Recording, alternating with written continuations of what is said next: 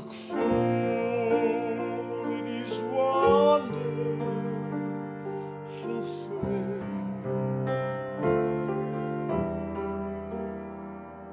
and the things of earth will grow strangely dim in the light of His glory and grace. Ek het vanaand hierdie boek oopgemaak en gesien daar's 'n Afrikaanse vers en die woorde is so mooi. Dit sê rig jou oë op Jesus, kyk vol in sy vriendelik gesig, alle aardse kommer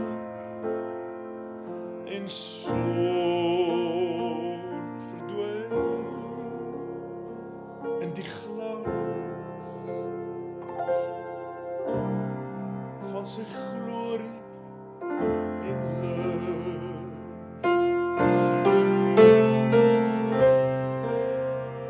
Rig jou oë op Jesus,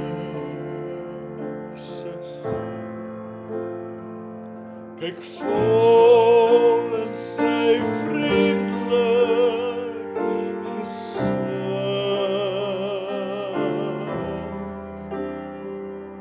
alle aardse kommer en sorg verdwyn in die glans van sy glorie en lig. Turn your eyes upon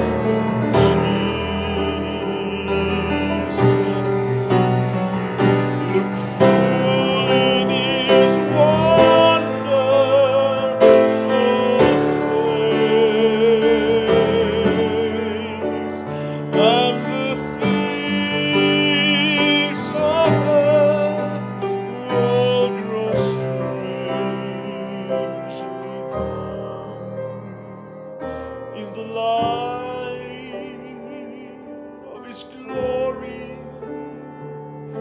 and grace.